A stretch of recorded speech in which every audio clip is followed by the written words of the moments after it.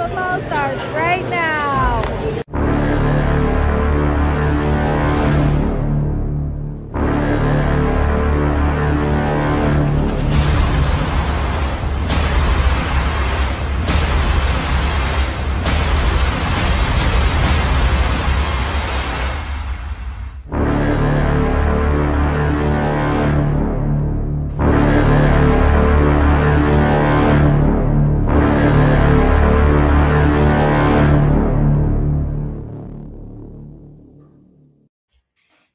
Hello and welcome to Bear Football here on the Barroom Network. John Buffone alongside Aldo Gandia and Tyler Ellis. The Bears are victorious today. They defeat the New York Giants by a score of 29-3 in the Mike Glennon revenge game that never came to fruition. All in all, this game was over before it started. The Bears scored, I think, 18 seconds into the game. They got a multiple score lead very early in this game, and they beat the lowly Giants, much like we said in the halftime report.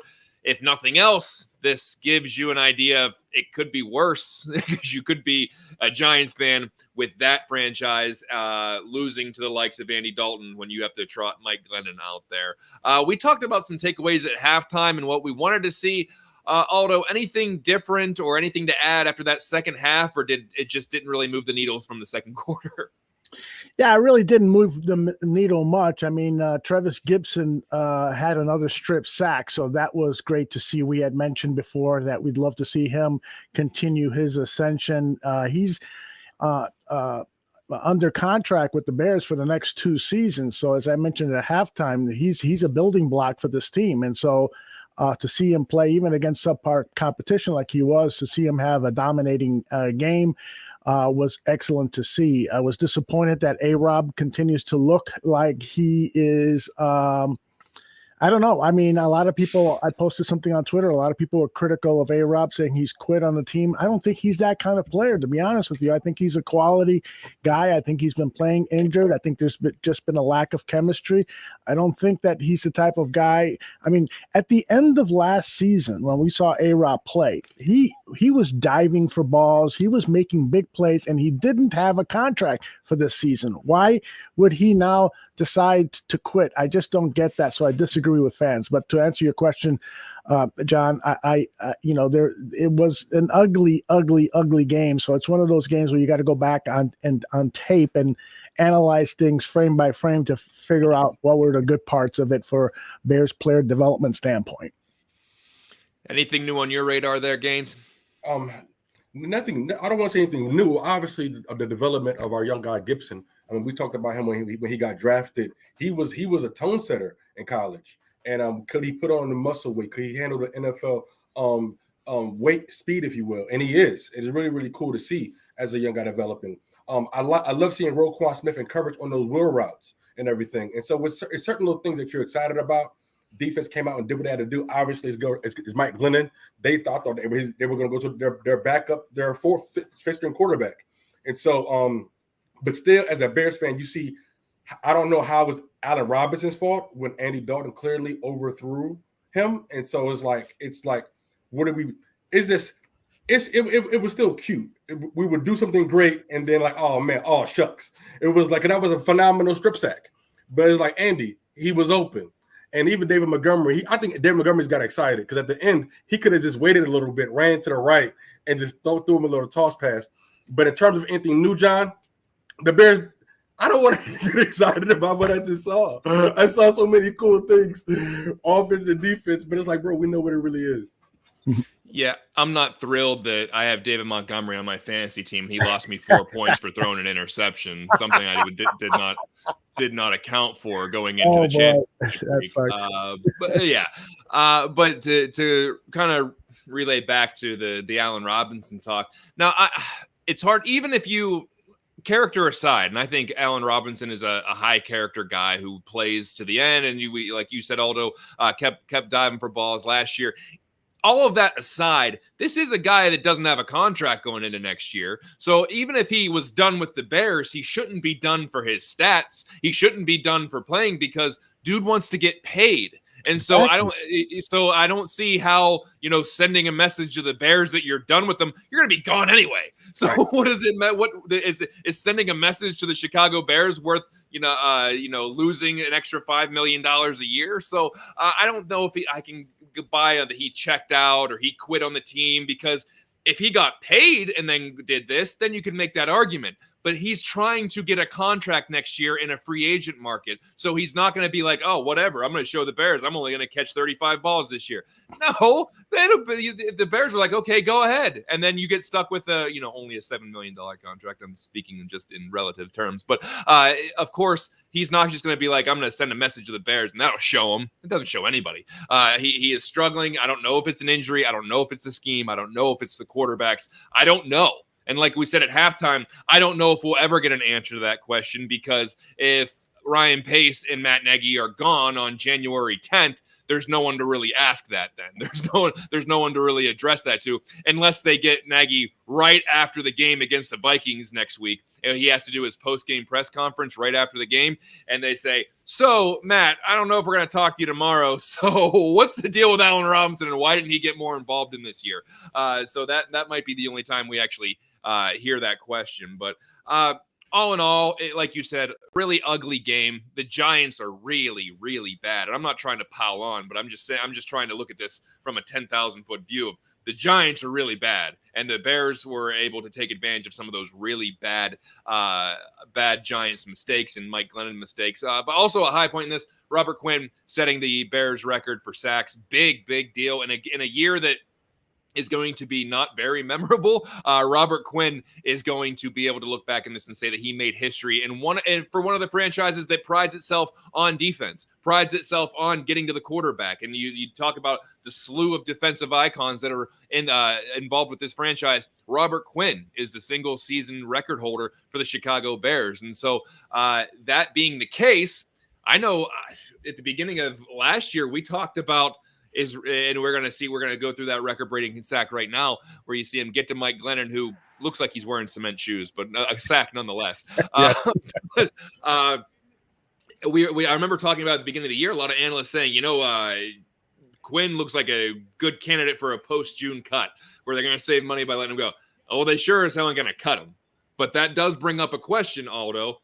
If he does get 18 sacks and he's the driving force behind this defense, and you don't know what Khalil Mack's health's going to be like week to week, does the new regime say, look at this guy's coming off 18 sacks, maybe 20 sacks by the end of the year, and say this guy's stock is never going to be higher, and we could get a second-round pick for this guy, and we are rebuilding because we don't have a first-round pick next year because we used it for Justin Fields.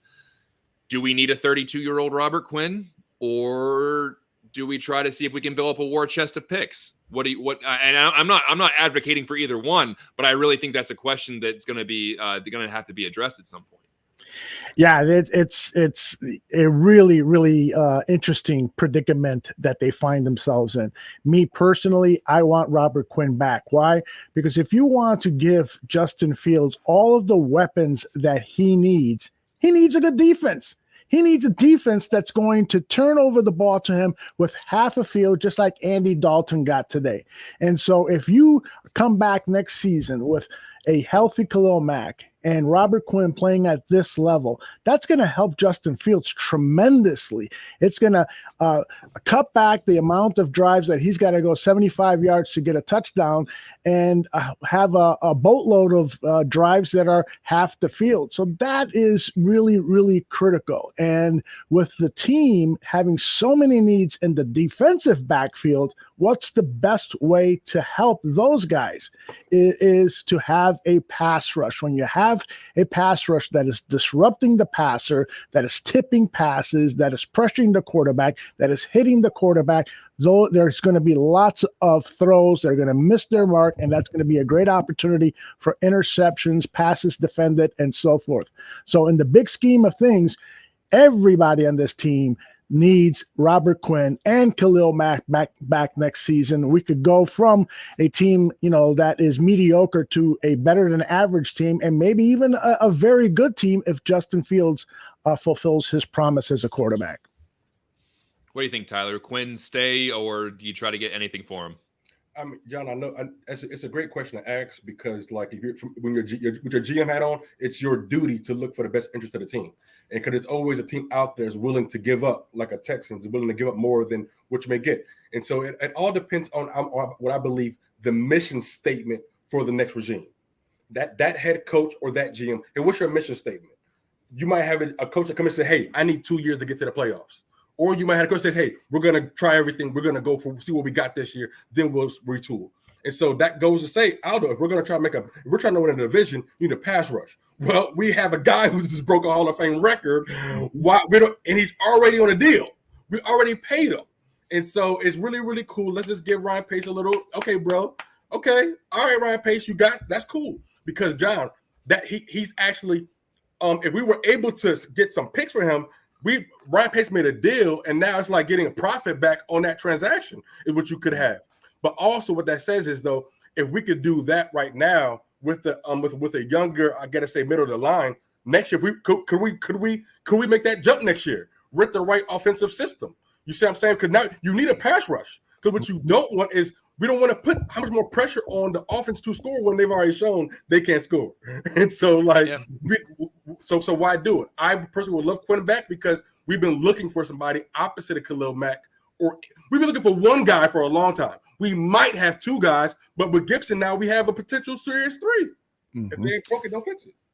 Yeah, and I think that whoever comes in next year, GM and head coach, as soon as they get there, obviously they're going to do an internal audit of the players they have, the inventory they have, but also I think they're going to do a competition audit. If all of a sudden Aaron Rodgers does get traded to Pittsburgh or Denver or anything of that, then you have Jordan Love starting for the Packers. You have the Kirk Cousins-led Vikings, which are never that scary. And then you have the Lions, who are in the middle of a pretty big rebuild. So if you look over the division next year, you say, you know what? Justin Fields and this team might be able to compete for a division if we can turn this around quickly. We're going to send it to Robert Quinn right now, actually. Well, I thought the refs were going to blow the play dead, and, well, they didn't. Yeah, he made a nice play. It's just football for you. Yeah. Audio coming at you. Hold on. He's there. No, I mean, just keep going. I mean, it's football. So, I mean, towards the end of the game, just trying to finish it out strong. Guys were having fun, and I guess I caught fire at the right time. What does the record mean to you setting this eclipsing a Hall of Famer? I mean, it's an honor. I mean, like you said, a Hall of Famer and Richard Dent. To I guess take the record is, it's an honor. But just got to make sure I keep building my resume the right way. And I don't know. Again, at the end of the day, I'm just doing my job. So I know you like attention. You don't like attention. Focus on yourself. How nice was it that Bears called timeout, kind of with the fans recognizing where you did? Well, yeah, I was trying to figure out what was going on. Why did we stop? So I mean, yeah, it's definitely for them to do that. I don't know. I guess it shows a little respect. Again, it's an honor for them to even do that. To break that, I guess it was 85 year to break that record. Again, it's, as you can see, I'm at a loss of words because it's been a while. So, again, I'm just doing my job, having fun while I'm out there with my brothers, and just make the most of our opportunity. Robert, the fourth quarter of the game that was out of hand, did you let yourself think about it? And before you got that last sack, were you trying? Did it enter your mind at all? Hey, maybe we can get this done right now. Well, people wouldn't let me forget about it. I'm, every time I, get it. I'm like, can you just let me get it, and we'll talk about it. And so I mean, yeah, people just didn't let me forget about it all day. So as I was trying to brush it off and play football, I just kept getting either by the guys on the bench, which is, I mean, they just want to see people, teammates, brothers want to see everyone be successful. But when I started hearing the fans in the background saying it, then I'm like, yeah, let's just focus in and play football. So what players in particular were in your ear about it? Well, D-line, OLBs, just where we sit on the bench. Who the heck, Bilal or someone, whoever else, is just to make that mark. I think it was just guys wanting to see quote unquote history made, and well, I guess we got it done. They barely threw the ball. I mean, they're down, 20 some odd, and well, I mean, I know they're down a lot of receivers, and they're banged up, all over the place. I mean, sometimes you just gotta see, what you're working with. Maybe running the ball. All it takes is one explosive run, and they could have been back in the game. So, I mean, at the end of the day, when you're playing with a limited amount of receivers, there's only so much you can do as an offense, and I guess we were able to take advantage of it. Robert, can you take us through the play where you did set the record, kind of what you saw to get home and then get the ball out? Well, as I look at the football, and as soon as it flinches, I'm gone. And well, I guess I got a good jump. Well, actually, Trev Gibson, he was heating up early, so he had me not stressing, but pressing to try to catch up to him. So, I think he had 2 in the first half or whatever it was. So, I mean, at the end of the day, I was just trying to get off on the ball as fast as I can, like any pass rusher want to. And I had that one good jump, and I knew I had the corner. So, the quarterback was still there. Secondary had the guys on lock, and I was able to, I guess, make history. So, of course, thank you to everyone on defense that was out there with me to allow that to happen. You got Glennon in the first half, and then he dumped the ball off on that quick pass. Did you think you had the sack on that one? Well, at first, then I saw, like you said, flick the ball out, and of course, didn't hear no whistle, so I just figured it was a completed pass, and of course, it's crazy to have a play like that happen, but it's football, so we don't see many crazy things out here. Robert, you extra appreciation knowing you got the record in 16 games, just like Richard Dent did, instead of needing that 17th game to get the record. I'm sorry, I missed him. You have an extra appreciation knowing you got the record in 16 games, just like Richard Dent did, instead of needing the extra 17th game to get the record. Oh yeah, just in that regards, if it took 17, I'm sure he would have called me and would have made sure I knew what the heck was going on. I love but it. I talked to him actually, and he still made a mark. I think it was quite funny. He said he had, I think, 17 and a half and only started 10 games. So he let me know, the company I was in. So, I mean, it's, just an honor, again, to be able to break a blessing. The powers above bless me greatly, greatly. So, of course, thank you. And, thank you to everyone that supported me. When did you talk to Richard? Yesterday. Yesterday. Yeah, I just pulled up to the house. We talked for a little bit. Just small talk, talking a little football, and he threw that comment out there, and that one kind of stuck with me. But of course, you look up his record or career, and no matter if he started 16 or 10 games, his career, holds up on his own. So, that's why he's in the Hall of Fame, of course. Did he give you any indication that he wanted you to break it or no? Do anybody want their records broken? I think he was excited, but not really, From what you guys saw on video, did you see anything else in particular, or did you see any weakness from the Giants offensive line?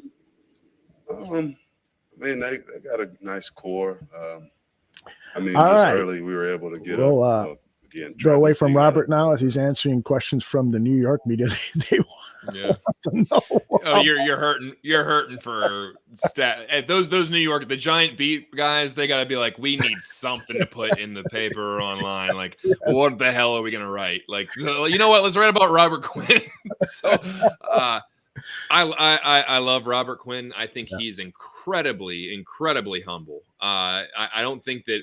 I think the story was whenever he got named to the Pro Bowl, Matt Nagy told him about it. He's like, I didn't even know. I was watching Forensic Files when it happened. I was like, okay, cool. And so like there's just like he's incredibly humble, and you can tell that he loves football, and it's not really hung up on the records or he just likes to be out there playing. And so getting back to our conversation that we were having right before this is whether you bring him back or you try to trade the high value player. that's a guy who may not be overly vocal with some of the young guys, but also there's a big lead by example kind of thing there where he goes in, he does his job. He's not obviously, he's not that type of personality. He's going to throw anybody else under the bus. I think he holds himself accountable for a lot of things. And I think that can be a really good lesson. If you want to go younger on a couple of different places, fine. But this goes beyond offense and defense. I think just having a guy in the locker room like that really shows how you conduct yourself as a professional, conduct yourself as far as being a football player and understanding what's important, and understanding that Robert Quinn is the guy who could have packed it in this year. He got paid. He got a big contract from the Chicago Bears and had a pretty bad year last year. And to the point where fans were, and some analysts were saying it was the worst free agent signing in Bears history. Let's not forget that was just about a year ago, myself included, and all of us were included in that. We're thinking this might have been one of the worst free agent signings. Oh, Tyler, don't act like you thought it was a great signing. He had one sack last year. I didn't say so. All I said was come out. Yeah. So, the fact that he was able to come back for his own dignity, for his team, for his teammates, that speaks volumes, and I love that about him. And so I like that he could be a presence in the locker room. Looks like we got Andy Dalton at the podium right now. It happened today, and for us to take advantage of it and just score touchdowns, get up 14-0 was big, and they didn't let up all day. Our defense played unbelievable today and kept giving us great field position, giving us good opportunities, and we definitely left them out there, but it was a big win for us. How much fun was it to have one when you play that quickly? And that hasn't always been fun around here, Les. Yeah, it's nice to have one of these happen for sure. You know how this league is. You never know how it's going to go. Games are won a lot of different ways, and I think it's just kind of where we've been at, and kind of everything that's gone on this year. I think this one felt good to have this one go like this. And how much of a factor was the wind down the field today, specifically going to that north end zone, a couple of throws, one to doing in the end zone, and another one, the Mooney kind of hung on you a little bit? Yeah, I'm glad we played today and not yesterday. It was a huge difference in weather, but I wouldn't say the wind was a factor. What was prep like for you this week? Matt told us Friday that you were the starter. Did you prepare all week as though you would start? And when did you get the final? I did, and then I found out on Thursday that I would be starting. So, my preparation, everything was the same going into it. What's your level of appreciation for Robert's season and what he's accomplished this year? Yeah, Robert and I were the same draft class, so I followed him, from the beginning. And, you just look at so many great seasons that he's had. He just broke the Bears record, and I don't even think that's the most he's had. I think he's had 19 sacks in the season. So, that just goes to show the type of player that he's been for a long time. And so, you're just so happy for him. A guy that's worked really hard and does everything the right way, and for him to have the success that he's had and to get not only 100 sacks, but to break the Bears record too, a same sack was pretty cool, pretty special. What do you admire about his personality, the way he approaches work and just life as a whole? Yeah, I'm sure he stood up here and was like, well, I sacked him 100 times. It's just his personality is great. He's just very easygoing, and you respect that guy that just like I said, it does everything the right way, and I'm just really happy for him, his family, everything, everybody that's involved. It's really awesome. Yeah, for sure. Just a guy. Jason's been unbelievable for this team and for our offensive line group and everybody. So it's good to have him back. All right, thanks, everyone. Yep. Thanks. So Andy Dalton found out he was starting on Thursday. And so is there anything to take away from an Andy Dalton presser or an Andy Dalton performance? Because it's just like play aside and whatever this game was, like, he ain't going to be here next year. So is there really anything that you can take away from anything that Andy Dalton would say in a press? Unless, because even if he throws Nagy under the bus, Nagy's not going to be here next year most likely anyway. So is there really anything that you can bring in from Andy Dalton and say, oh, that's a fun tidbit, or are we just kind of like, are we a placeholder at this point? I mean, guys, let's just be transparent at this moment. The Giants didn't try to win the football game, and that's my honest opinion. Like we've been upset before. I mean, Glenn had 11, I think less than 15 attempts passing the ball. Like they didn't try to win, so it's like this. If there was a game for us to steal and win and feel good about, this is that game to give you some type of confidence, I guess. But it's about like, Andy, you weren't even going against competition, and bro, like it's still like, it's just like, it is what it is. It is what it is at this point. We paid for that. We could have just gone with the rookie, but I do respect the fact that Justin did get to see veteran mistakes. When we say somebody wants to learn from a veteran, we always think it's good, but sometimes it's watching the bad also. And I think Justin got a lot of those mental reps. And I'm like I said, I'm gonna say it again. I'm glad Justin didn't play. I'm glad he didn't rush out there to get more injured or whatever it is. But the fact of the matter is, John, what you take away from Andy Dalton, which I wish him luck with his next venture for. I'm glad he got some good tape. Like I said, I did like that touchdown pass. I did like how he did get throw the ball to Mooney, whatever. I think but the fact of the matter is, he was supposed to be a stopgap. It was supposed to be a stopgap. And just going back to Robert Quinn, it was a great signing because he had led Dallas in sacks the previous year. And so, but this with the ankle ankle injury, and he still tried to play, it's no way we could have saw it. And so for Quinn to lead Dallas in sacks and then come in here and break Dent's record, I mean, you could just see that Ryan Pace, which is what I thought. Let's listen to him talk for a second. Matt Nagy at the podium, making the plays when they need to, and then offensively being able to again early on score touchdowns and then do enough. And then the part that I thought was good was the defense being able to, special teams getting them backed up, the defense creating the safety, offense going down and stealing 3 points at the end of the half. That's stuff that you work on, and the guys executed it. And so that part was really good. Personally, for Robert to be able to get the sack record was neat. You know, he hasn't and doesn't talk about it very often. That's who he is. But to see him get it was cool. To have 100.5 sacks in his career, that's a lot of sacks. And not to overshadow Travis Gibson, who I think, you know, having 2 sacks and starting the game the way he did, sometimes that can happen. But that defense just really balled out. They played hard. And again, the effort from these guys is what really jumps out to me, and that we appreciate that. So, you know, other than that, I'll go ahead and open up to questions y'all might have. Yeah. Personality, the decision that you made to take a timeout to just let him. Yeah. Just your thought process on that moment. Yeah. It just kind of happened naturally and organically, that when it happened, how it happened, it just was natural for me to do that. Obviously, being in a position where you can do that, where using a timeout in that position doesn't hurt your team. So it just pays respect from all of us as coaches and players to him, how much we appreciate. I think what's cool and what's important for these young players that are on this team to see somebody at his age practice the way he practices. You guys get to see Sunday, you know, you get to see the starter practice and individual drills. No one in this room other than myself gets to see Robert Quinn practice every day the way he plays. And what a great person to see, to look up to and see, if you practice like this is what can happen, especially after coming off of last year, right? Resilient. You know, he's been through a lot in his life, and to get to this point right now, he'd be the last person to tell you that he wants any attention, but he deserves it. Do you think he had it on the play where I did. Settled it? Yeah. When did you see right away? Oh my God, they didn't blow it dead, or No, I knew right away. It was a good call by the refs. They made a good call. It was quick, and Glenn made a nice play.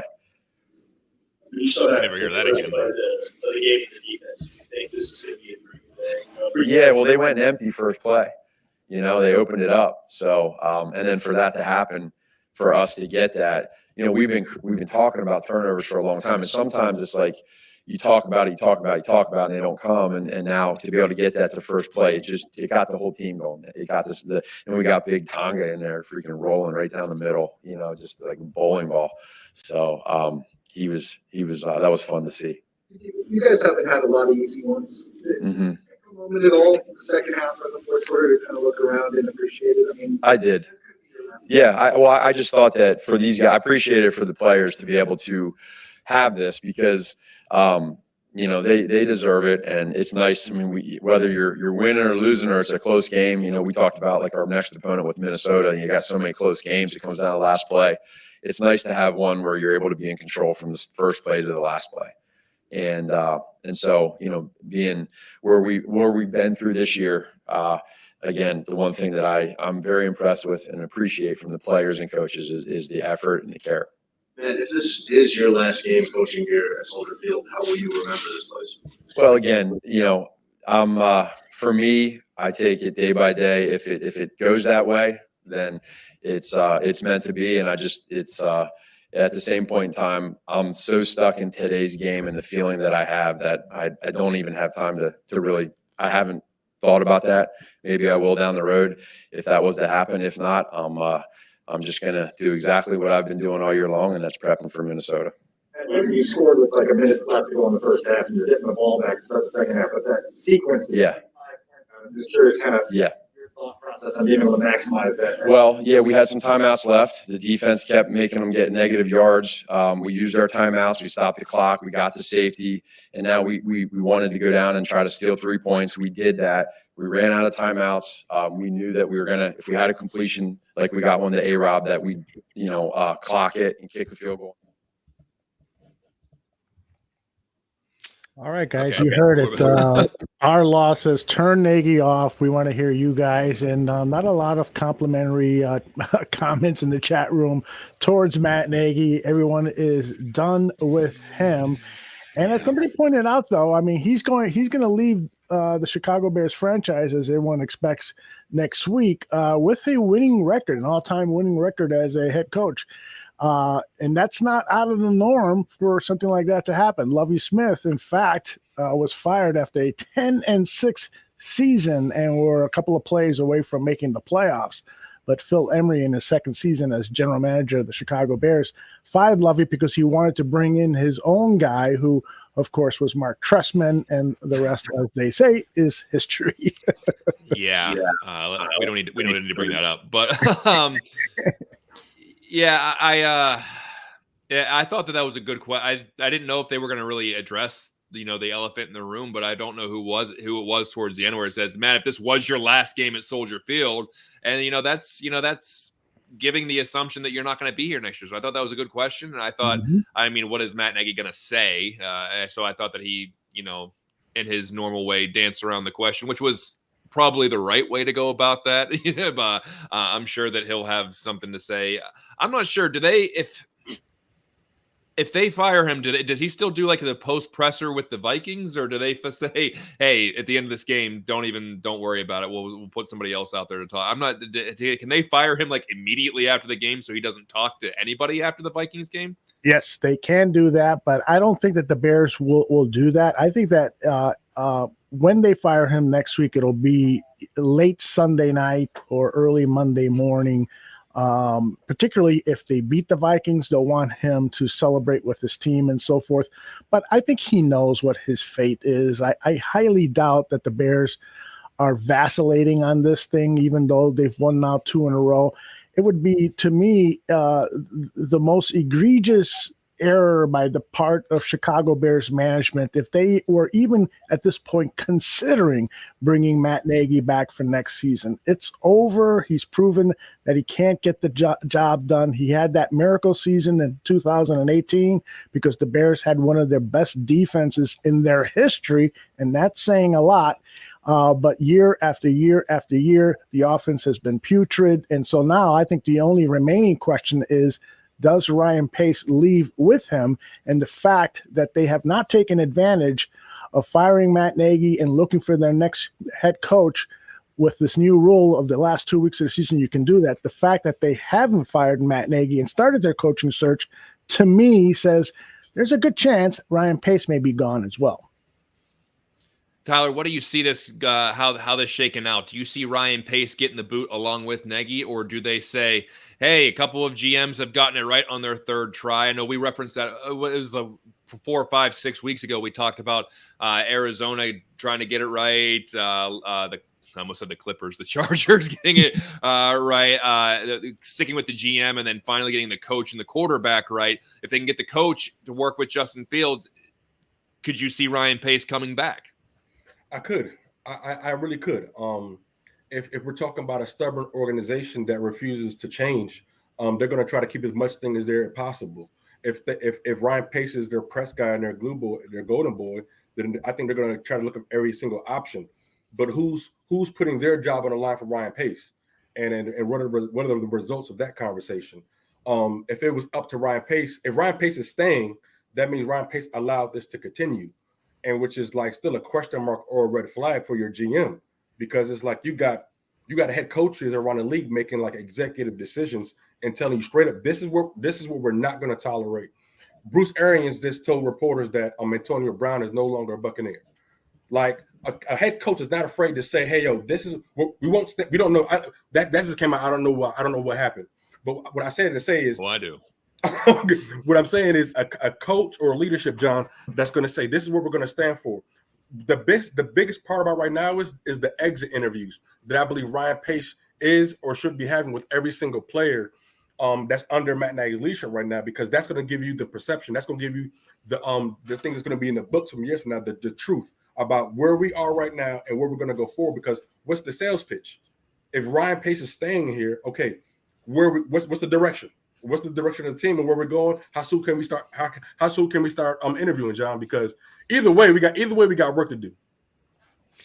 Two things. One, Antonio Brown had an outburst on the sidelines, took his jersey off and threw half of his stuff into the stands and walked off the field in the middle of the game. So that's why he's no longer in Tampa Bay. Also, just to show you what he cost himself, he needed 8 more catches to unlock a $300,000 bonus, 55 receiving yards to unlock another $300,000 bonus, and 1 touchdown to unlock another $300,000 bonus. There's a potential he just cost himself not just a job, but an extra $1 million in incentives there. So I think we have video of it right there that Aldo's bring up. When we talk about veteran presence in the locker room and why Robert Quinn could be a good lead by example guy, this is what the alternative is sometimes. Antonio Brown just taking his pads off, taking his shirt off, throwing his stuff into the fan, throwing his stuff into the crowd, throwing his gloves off. He's completely shirtless at this point. And if you're listening to the podcast version, that's why I'm giving you a play-by-play. He's walking out of the stadium, and they go on like nothing happened. I believe he was trying to pump up the crowd before he walked off. I don't know if they were overly receptive or not, but that shows you sometimes the veteran presence you have in there isn't always the good veteran presence. But we're talking about the future of Ryan Pace, and I think we all assume that Matt Nagy will be getting the axe come that Monday after the Vikings game. But here's a scenario though. If they decide in 1 or 2 years that Ryan Pace isn't really putting together the team they thought they were going to put together, or he's not rebounding like they thought they would, then do you fire Ryan Pace and then you got to fire the new head coach that you brought in with him? Or are you going to pull a New York Giants and say, no, we're going to hire a new GM, but whoever the new GM is going to be stuck with the head coach. You have no choice in that. And I don't think you're going to attract many great GM candidates by saying, hey, you're going to come in, you're going to use our head coach. And so so if you don't get rid of Pace, you're saying, okay, we're tying him to this next head coach, and we're going to give Pace another 3 to 4 years as well. Are you willing to take that risk to have Ryan Pace construct your team for another 3 to 4 years, and hopefully it works out with the new coach? Or are we going to be back in the same situation that we're in right now in 1 or 2 years? So I think that if you clear one, you almost have to clear the other one and start fresh with a new vision, a new GM, maybe a VP of football operations to boot in there, to have an extra football mind in there. That's kind of how I see it. I just don't know how you can keep one and get rid of the other. A big, and I'm not advocating for this at all, but one of the big talking points on Bears Twitter, because that's what we have to do now, because we can't really talk about the team in the playoff spots. We got to talk about talking points. And a big discussion is, well, if the Broncos get bounced and they decide they're going to get rid of Vic Fangio, how do you feel about Vic Fangio coming back and being the head coach of the Chicago Bears, and they make a big search for an offensive mind to run the offense?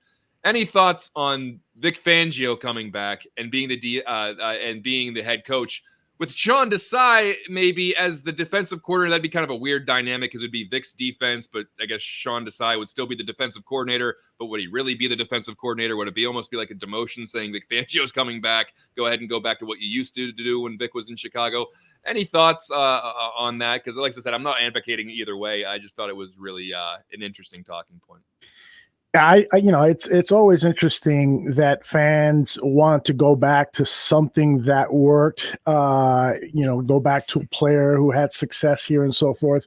And some of those fans were probably calling for Vic Fangio to be fired, in 2016 or something when things weren't as great, So I think, I always believe you just need to go forward. You shouldn't go back and try to recreate. It's something like the Chicago Blackhawks, and for those Chicago sports fans, they when Stan Bowman was the general manager of the team, they kept bringing back these Stanley Cup heroes from yesteryear, but they were old, they were broken down and so forth. Now Vic Fangio is 3 years old. He's going to be 64 in August, and I think that he is a great defensive coordinator, but it's not like he's proven himself to be a great head coach. It's not like he's proven that he can bring in an offensive coordinator who can make things work with Teddy Bridgewater and Drew Lock. So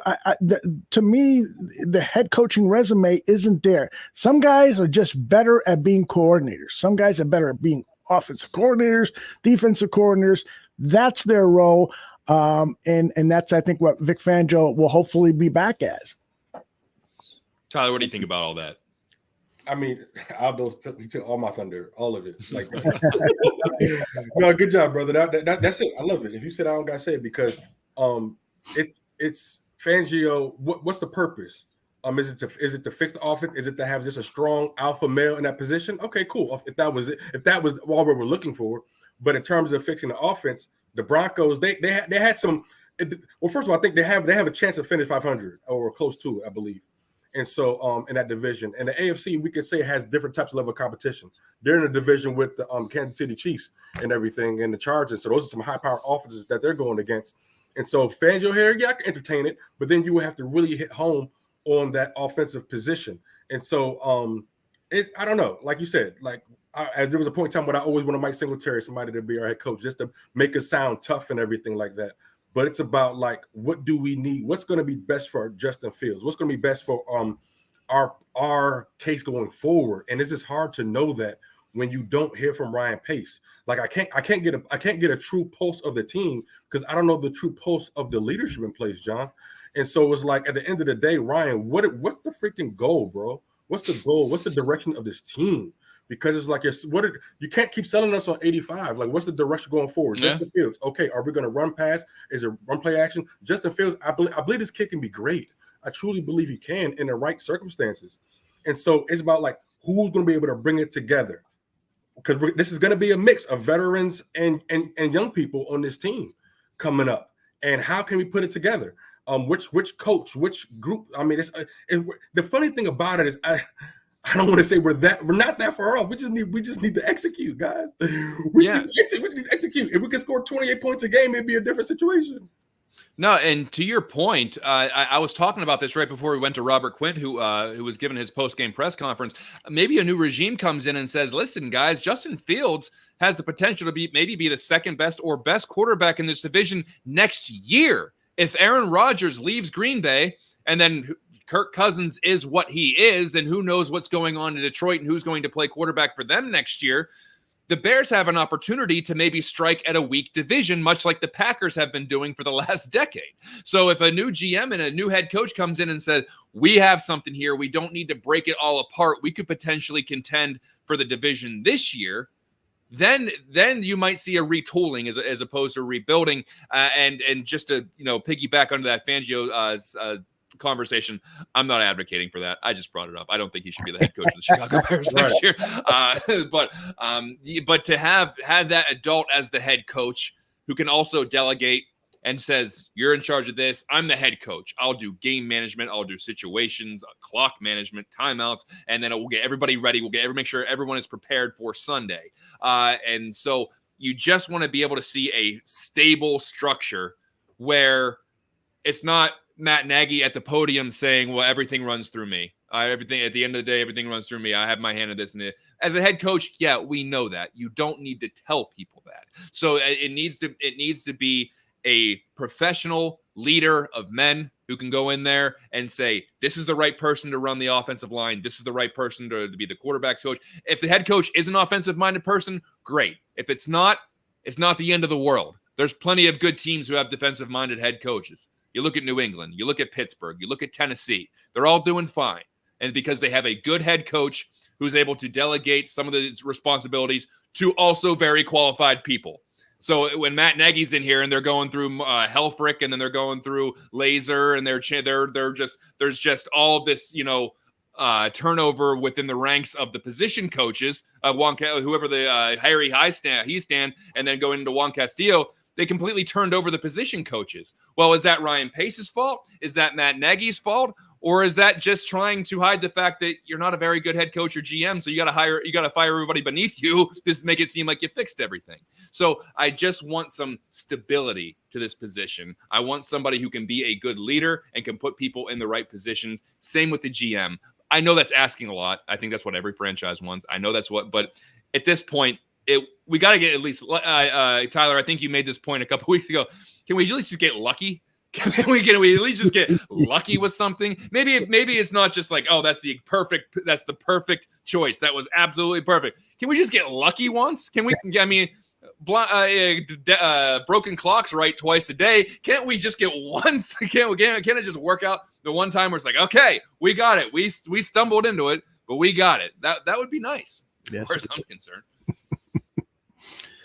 Yeah, luck, there's an old expression that luck comes from proper preparation or something like that. You can create your own luck. And I think that's part of the problem with the Chicago Bears is that they have not created their own luck. I'll give you an example. I've been using this term and people have been like looking at me like, what the hell are you talking about? But the Bears management ownership lacks the ability to synchronize all of the things that are necessary to build a winning team. When you bring in a GM, you also bring in the head coach, and if you're in need of a quarterback, you bring in the quarterback. That is the ideal situation in today's NFL, is that you bring those three people in at the same time so that there is alignment, so that there's 100% buy-in on how the team is going to be managed from a general manager position in the terms of player acquisition and so forth, how the team is going to be coached by the head coach and who he's going to bring in as his assistants and so forth, and who is that quarterback, and that everyone is in accord that this is the right quarterback for the right time at the right time for this team. And they build around that quarterback. When have the Bears done that? They haven't. When Ryan Pace came in, he chose to keep Jay Cutler. Now, I know Jay Cutler had tens of millions of dollars into his contract, and it was very, very difficult to get rid of him. But he kept him on for 2 years, and there could have been a way to, at the very least, bring in some draft picks to have him compete, have a promising quarterback compete with Jay Cutler.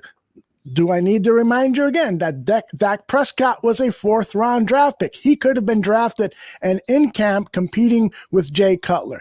So fast forward to Matt Nagy coming in. He's got to convince Ryan Pace something that he really doesn't believe, that Mitchell Trubisky can work his offense. There's no way that Matt Nagy thought that. I mean, if you're going to give him credit for anything, at least give him credit for not being an advocate for Mitchell Trubisky, but he did advocate for Mitch Trubisky when he got the job, when he was interviewing for the job. But in his heart, he really knew that Mitchell Trubisky wasn't the guy. And so the synchronicity with Bears ownership and management has to be improved. And that's why I am advocating that Ryan Pace be moved, and we bring in at least a GM and a head coach who both agree that Justin Fields can turn into a franchise quarterback, and that they have a synchronized plan as to how to go about that. Well. since we're talking about Mr. Trubisky, I knew it. I'm sorry. Sorry, John. Tell me how you really feel. Tell me how you really feel, gentlemen.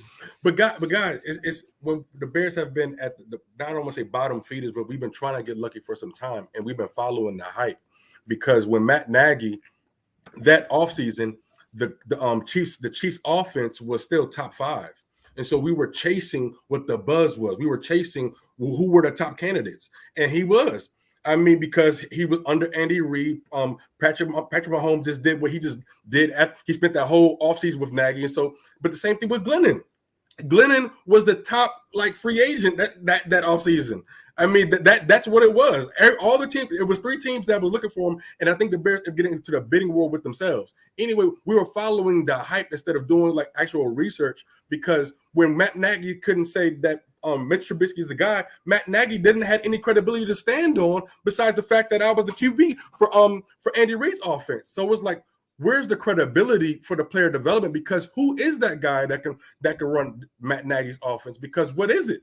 Because I've seen the Chiefs offense evolve ever since Matt Nagy left. And so Matt Nagy got his chance to finally call plays during some unknown time with the Kansas City Chiefs.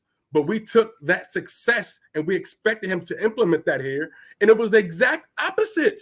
The Kansas City Chiefs were it was the top 3 teams from quarterback to tight end production. It took the Bears 3 years. You guys, you understand this is the best tight end production we've had in over 4 seasons? Well, over 4, not very high. It's not. But it's just funny to realize we don't know where we're going yet, because we don't know where how much ownership is the leadership going to say. Ryan Pace, what are you looking for? What have you failed upon? It's the GM's job to get the talent in here to be properly developed, and who's going to be in control of that going forward. The chat keeps mentioning Todd Bowles. I mean, that's a defensive guy who has credibility. I mean, I've seen Todd Bowles execute, even as a coordinator, just execute. He actually has years of experience of he did wonders for the Washington secondary at some point. He was actually tough. And so, I mean, it's hit or miss, John. We do need to get lucky, buddy, at some point in time. But we have our quarterback, we have our running back, number 1 wide receiver, question mark. Invest into the offensive line, question mark. Where are we going, gentlemen? Yeah, and one thing I want to bring up, and I'm sure we're going to talk about this a lot more, not just next week, but in the coming week, is how attractive is the Chicago job compared to some of the other jobs that are going to be open? Because I think last year there were 7 job openings of something of that nature. I don't know if there's going to be that many going into this off season. You look, obviously Jacksonville is going to hire somebody, maybe Houston, they're going to move on. David Culley, I can never remember his name, but he was a guy that they were really underwhelmed with the hiring, and that team's kind of in shambles. I would probably take Chicago's situation over them. They don't have a franchise. Well, depending on what you're going to do with Deshaun Watson, who knows what's going to happen there. You might get a treasure trove of picks for Deshaun Watson, or he might just keep sitting out. Maybe Denver, if they move on from Fangio, they might be a big quarterback away from really being a contender. If Aaron Rodgers goes to Denver, maybe that's the crown jewel of coaching vacancies. Carolina, maybe. I'm not sure, but I'm writing all of the maybes here, and I'm getting 5 teams might be looking for coaches. And quite frankly, Chicago's the one that has the prospect quarterback, because you look at some of the other the other rookies this year. Zach Wilson is in with New York. They're not moving on from Saleh yet. Trevor Lawrence, you go to Jacksonville, you get Trevor Lawrence, but you get whatever else comes along with being the Jacksonville head coach. Maybe that's a good situation. Maybe it's not. If you look at some of these other situations, it's weird, but I think, man, maybe I would go to Chicago. Maybe I would take the Bears job not just because of the quarterback and the new GM, but it is the Chicago Bears. It is a charter franchise of the NFL. I think that still has some appeal to it. I think that's still something you're the head coach of the Chicago Bears. I think that's a title that is something that's still sought after. So I think that the Bears situation is attractive, I think that the fans are more afraid of who they hire rather than the person coming in that is going to be afraid of it. I don't think it's a toxic situation. I think the fans are just always weary because they're like, how are they going to screw this one up? How are they going to fumble this one? How are they going to ruin Justin Fields? How are they going to botch the head coaching? How is the GM going to screw this one up? Who are we trading away? Who are we trading for? The fans are probably the ones that are more on pins and needles than whatever the candidates are that they bring in. I totally agree. I mean, listen, things from some perspectives might look that the Chicago Bears head coaching job is not an enticing one, and I've seen people from some people from the national media perspective question that, or say that. Totally disagree. I mean, besides all the history, charter franchise, and so forth, this is a huge opportunity for any head coach to become a national, global star. You saw what Mike Ditka did with this franchise. Mike Ditka was selling cereal in Russia, for God's sake, because he became so popular. And so that can happen again. You need a little bit of luck. You need to have a general manager who is going to work in concert with you to get you all of the tools that you need in order to implement your vision. And, you need good players. There's no doubt about it. And as John just said, you potentially have one here in Justin Fields who could be a legitimate franchise quarterback, like some of the great quarterbacks we've seen of this century, with all of the abilities to do everything, throw the ball accurately, throw the ball deep, be a leader of men. Does he need to correct certain things? Absolutely. The game is still too fast for him. He needs to protect the ball better, but those things are all correctable. And if anyone disagrees with that, then you need to look back at the history of the NFL, Hall of Fame quarterbacks who had disastrous rookie seasons, and people were saying, oh, Peyton Manning's a bust. Oh, Troy Aikman is a bust. No, they weren't a bust. It just took time for them to play at a very high level. And so and that can happen a lot faster if you've got the proper coaching staff implemented. And so any coach would love to have this opportunity. Now, there may be some coaches out there who don't have the same feeling about Justin Fields. They've seen the game tape, both of him as a pro and him as a college quarterback, and they probably would have rather have Mac Jones. But those coaches then should be disqualified from consideration. Move on to the next guy who is going to be in love with Justin Fields and in love with the possibilities of what that job can bring. Absolutely. I was just say, I'm actually rather excited because it would be very freaking exciting. Aldo, you just hit it right on the freaking nail. This would be a hot ticket. You come to Chicago, you in the playoffs. Oh my God! You like where the Bears are right now. You don't have to do much to be immortalized. Like you could be celebrated for a lot right now, and we'd be greatly appreciated. You come to Chicago, get a playoff win within the next 2 seasons. Oh my God! They'll be. Oh, they might build a statue. This is where we are right now. Sadly, but I feel like this is very exciting. I'm excited about different parts of this team. It will be so dope for our ownership to take advantage of it, just to see what we can do next year within the next couple of years. I truly like this kid, Justin. He is an X factor, and I just feel like this offseason, watching tape, watching defenses, and coming back and just having that command and presence. Because now you're starting. I remember going back. I didn't want him to do anything. I wanted him just to watch whatever. But now it's it. It's game on. You got it. It's game time now. Rookie season's over. You're gonna learn from all those mistakes. Now you're the starter. How are you gonna command the troops, Justin? This is on you. Now your clock has officially started because NFL not for long. You know what I'm saying? You only got a couple years to show that you're not a backup, and then you be forced into that role. So I'm excited to see how this young man is going to respond and who he's going to work with to accomplish that. And so therefore, John, with that being said, and this being big of a market, I feel like this is a huge opportunity. Huge opportunity because Brian Leftwich, who is the assistant we're going to go after? I don't want, as the Bears front office going to go get some guy we never freaking heard of and try to outsmart everybody. Or who's that assistant? Are we going to St. Louis?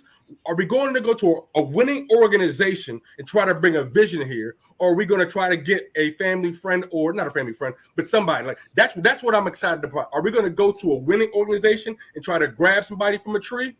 Like that's what I'm curious to see what the plan is. Well, I hope they don't go to St. Louis. They haven't had a team in 3 years. But if they do, but I'm playing with you. I understand what you're saying. But to circle back to that point about if you win in Chicago, it's much bigger. And so, listen, they're not gonna. They wouldn't have made an SNL skit about the super fans if they won in Jacksonville. They're not making a big thing about Ditka if he won it with the Carolina Panthers. If you win in Chicago, that is way much. And although to your point, you win in Chicago, it's a lot better for your marketing. It's a lot better for your future, and you can set yourself up as a Chicago sports icon to work in Chicago media for the rest of your life and be comfortable and have any job that you want talking about the Bears for the rest of your life if you are able to win in Chicago. Hell, I mean, they're all there's so many ex-Bears players who are doing Bears stuff now. And so it's just if you're able to win in Chicago, I think it means a lot more. Not to say that, there aren't diehard Jaguar fans or diehard Carolina Panthers fans. I'm not trying to disparage it, but I'm saying there's just something different about if you win as the Chicago Bears, and especially a starved Chicago Bears franchise and fan base that wants a winner more than anything. So I think that there's a lot to be said about that. Now's probably not the time to do it. We're going to break down a bunch of, different scenarios, different candidates, different schemes. Cause I don't even know what defensive scheme Todd Bowles runs. He might run a Tampa 2 or something like that. And if he runs I don't know if he runs a 4-3. I don't think he runs a 4-3, but if he does, all your personnel set up to run a 3-4. So I don't know what exactly is going to go into all that. We're going to have to break that down. That's going to happen probably within the next week or so. But anything else that we need to go over before we get out of here, fellas? Because we're talking about Bears Giants. Yeah, I just want to respond to JJ. Joe Egg. Every play, he writes, I never get Aldo not realizing that every player at every position has all these qualities. No, that's not true. The qualities that Justin Fields possesses are so much better than Andy Dalton. The arm strength, the ability to avoid the rush, the ability to gain yards as a running quarterback. He's got physical traits that are better than probably, every quarterback in the National Football League, with the exception of a handful. So the question now is, can you find a coach that can harness these physical abilities? And I think they can. And let's remember what Justin Fields did on the national stage at Ohio State, playing against top-ranked competition, playing against the very best college football had to offer. And he gets injured. He injures his ribs. People think he's going to be out for the game, and he comes back and throws 4 or 5 touchdown passes in the national championship game. This is not normal. Joe Egg one. This is not normal. This isn't, something that Mitch Trubisky did. Now, somebody said earlier that in his rookie season, Mitchell Trubisky had a better season than Justin Fields. That is correct. Statistically, he did. There's no doubt about that. What rookies? Are we talking about 2017 or 2018? 2017, Mitchell Trubisky had a better rookie season than Justin Fields' 2021 season, of course. Okay, because we're talking about how Trubisky handled the Dowell Loggins, John Fox scheme, and how Justin Fields is handling the Matt Nagy scheme. Yeah. Come on. I feel bad for both those guys. I feel bad for both of them, but I don't think it's a fair measuring stick. It's not. Yeah. I agree. I don't think it is a fair measuring stick. And then when you add to that, we heard Jay Feely, who did the color commentating on today's Giants Bears game. We heard him basically knock Matt Nagy for not having Justin Fields prepared for the regular season. He anointed him the number 2 quarterback, but never really did the job to get him ready to play in a regular season game. What do I mean by getting ready? It's tailoring the offense to his strengths. It's doing the things that you started to do after the fiasco in Cleveland. It's so many things, and giving him more preseason snaps. There's so many things that Justin Fields could have benefited from a head coach who knows the proper way to disguise deficiencies in your quarterback and highlight the positives. And Matt Nagy did not do that. And that's perhaps the biggest reason why he should be fired. You know, there's still a chance that Mitchell Trubisky could be a really solid starter in the National Football League. And if that happens, what happens to Matt Nagy's reputation? It solidifies, I think, what all of us have been saying about the guy. He's awful. He's awful he came to Chicago with the reputation of being a quarterback whisperer, quarterback guru, quarterback coach, all this stuff. And he just hasn't done it. He hasn't done it. Even Andy Dalton today had a bad day, the veteran that he wanted to bring in, you know? So we need to look at this from lots of different points of view. And I think that I stand by the fact that Justin Fields has a great chance to be a franchise quarterback. 1,000%. I mean, from the offenses, it's going to be really awesome if we get the right leadership and even a complex scheme. From Justin can only do what Justin is learning. And Aldo, to your point, like you just said, failure to be prepared. This kid, this is a smart kid. We're talking about the highest mental aptitude test guy, outscoring Patrick Mahomes. He can handle loads of information. He can actually handle it. He has to be taught it. But that's what happens when you build the right type of relationship. He can handle these things. This is not like a kid that's got by on pure athleticism. He's actually pretty smart. So which means is Josh Allen and Patrick Mahomes, they operate outside of what the scheme is there. And so, but that's why I'm excited about the future. It is what it is, because if there was anybody that could make Nagy look good, it should have been Justin Fields. But Matt Nagy, to his own reasonings, didn't want to put the time in with him. We will never know the truth of the situation. But that's why it's about what's going to happen going forward. Justin Fields going forward, Mr. Trubisky going forward, we'll be able to say, like, dang, we really wasted some time. But guess what? We gave him a chance to coach. Now it's time to move on. That's really it. There's nothing else to sell us on. Nobody's perfect. Nobody gets a coach every time. It is what it is. Good job, Matt. Thank you very much, sir. We won a division. That was dope. Great. It's all because we missed it. Hey, we didn't miss that field goal. If we didn't miss that field goal, I feel like we would have won a couple more games. That's just how I was feeling at the time. Because I just liked the role of the team at the time. But guess what? It's over. And let's just see what happens next week. And that's really it. Yeah, and I'll just say this to kind of put a cap on this. A lot of the national folks, when they get a hold of a Bears argument and they're talking about it now, some of them have been rightfully hard on Matt Nagy. Other ones have been, how can you send this guy out when he got Mitch Trubisky to the playoffs twice? They've been to the playoffs twice.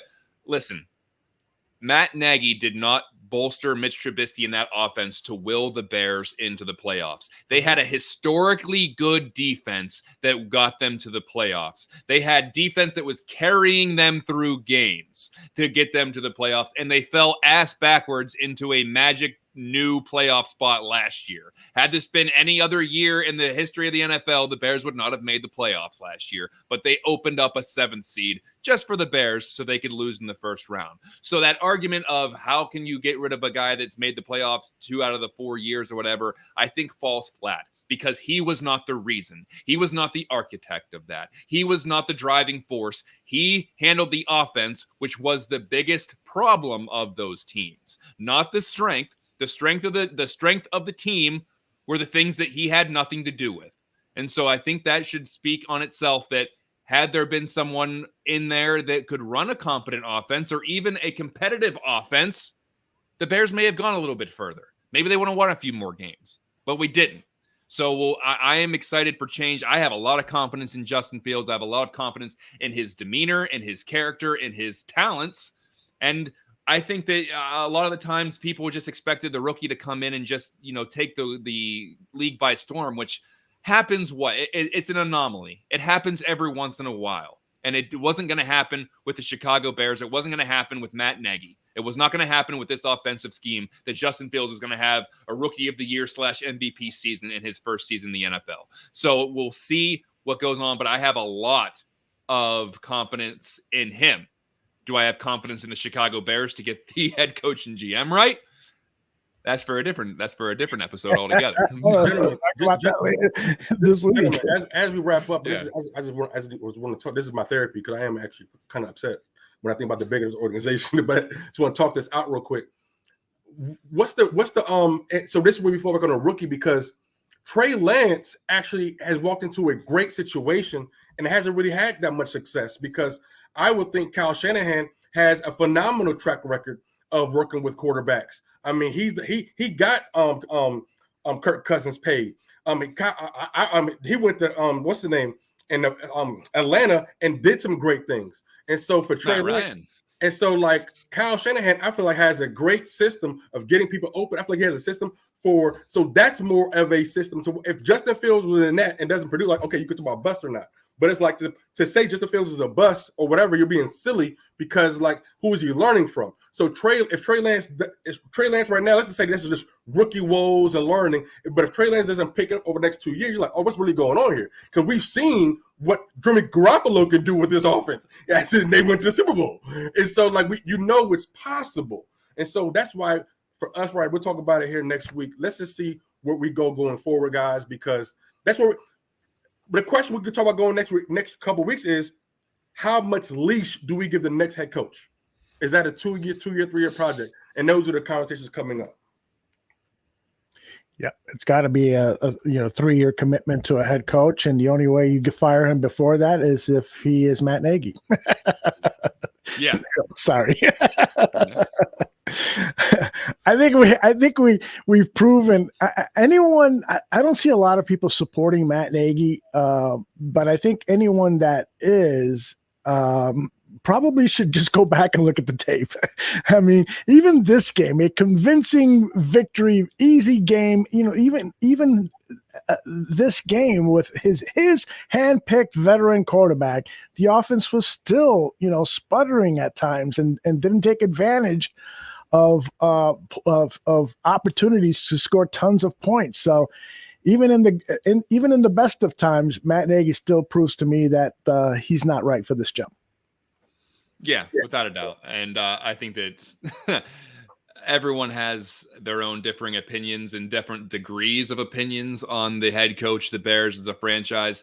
But at the end of the day, don't take it too seriously, folks, because we're this is our favorite thing in the world. And I know, and then talking about the Bears is something we love doing. And this is something that we're always going to do and we're super passionate about. Try not to let it wreck your peace from Monday through Friday, though. Let it wreck your Sundays, maybe halfway into your Mondays, maybe Tuesday if they have a Monday night game. But try not to get it too serious because there's a lot of other things you should be paying attention to. But Aldo, we about ready to wrap this up? I think we are. I just want to let people know that tomorrow, Greg Gabriel will share his opinion on all of this. And this was a really tough loss or tough game for Greg because he spent 17 years in the New York Giants organization before coming to the Chicago Bears for 10 years. And so his heart was bleeding in certain respects. So we'll get his take not only on his experience watching this game today, but also talk to him about what he is hearing from his sources over at Hal and what we could expect over the next week, and then preview that final game against the Vikings. And then Dan and Aldo Bare Their Souls is on Tuesday. Those are the next 2 Chicago Bears shows that I have, but you guys got something special cooking up for Wednesday, right, John? And Tuesday and Wednesday, we got the Bear debate on Tuesday because the extravaganza of Buffon 55 will be next week to round out the season. But this week, Tuesday, Tyler and I will be going head to head for some Bear debate. 10 questions about the Chicago Bears. We're going to debate those, and it all in good fun, of course. And then Wednesday, we are going to have our Buffon 55 show where we break down the Bears' upcoming opponent. That'll be the Minnesota Vikings. That'll be more of an open-ended kind of forum. We'll try to bring in somebody who covers the Vikings to talk about what the current status of the Vikings is. Are they going to let go of Zimmer as their head coach? Or are they going to try what are their playoff chances looking like? We'll get to that obviously on Wednesday, but it's always good to know what's going on around the NFC North. So we'll do that on Tuesday and Wednesday. I believe Danny Shimon will be breaking down the tape on Thursday on Bear Truth. Mike North on Thursday as well to give you all of his thoughts. But then next week, you're going to want to tune into the season finale of Buffon 55. We're merging some shows. We're bringing like 3 different Barroom Network shows into one to do the Buffon 55 season finale. We're going to have Tyler on for the Bear debate. We're going to have a couple guests on. Aldo will be there. We're going to bring some other people in from the Barroom Network. It's going to be just one big end of the season we'll call it a therapy session, but that's basically what it'll be. So make sure you stay tuned for that as well. But that's basically all I got. I appreciate everyone tuning in to all of these shows, whether it's the live version, the podcast version, the video version, or the audio version. We love interacting with you guys, even whenever we get into it and argue with people. It's all in good fun. Nothing's ever personal here. So I appreciate everybody who came in today to listen and watch the show. Tyler, any final thoughts? Absolutely. Well, just a couple. Big shout out to Joe Mandel and Adam Shaw from Fantasy Football Goon.